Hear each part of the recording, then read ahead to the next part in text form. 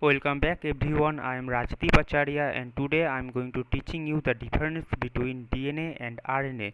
So here is a pictorial view of a RNA and also a DNA, and here we can see that actually RNAs are single stranded molecule whereas DNAs are actually double stranded molecule.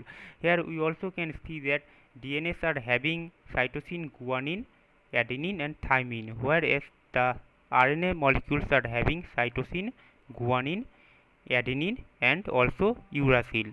So here is a point of view, that is RNAs are having uracil whereas the DNAs are actually having thymine as their pyrimidine base. So the difference between uracil and thymine is during the transcription process. When the DNA transcripted and produce RNA molecule, the thymine get methylated and produce uracil, and that's why RNAs are actually having uracil molecule and DNAs are actually having thymine molecule.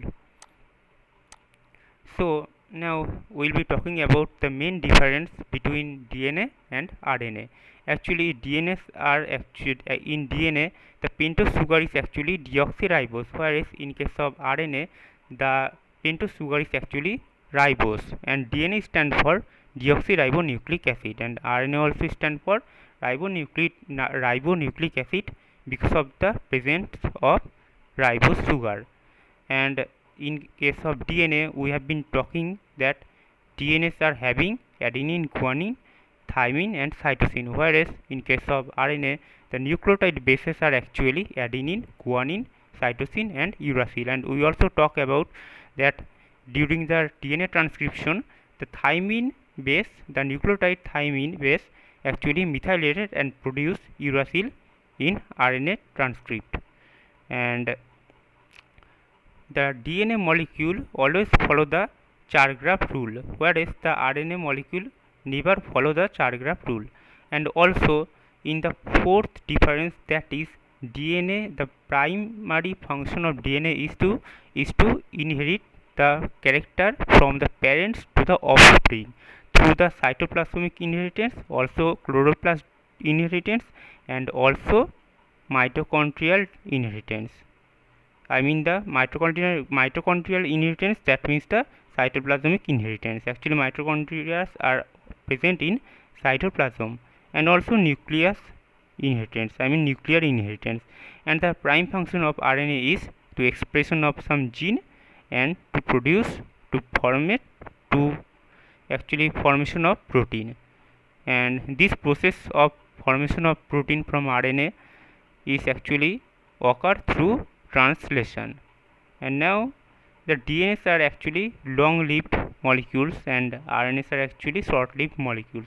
The types of DNAs are actually cytoplasmic DNA, chloroplast DNA and also nuclear DNA, whereas the RNA molecules are actually tRNA, mRNA, rRNA, miRNA and siRNA. Actually tRNA are actually transfer RNA, mRNAs are actually mitochondrial RNA and rRNAs are actually ribosomal RNA, and miRNA which is stand for actually microRNA.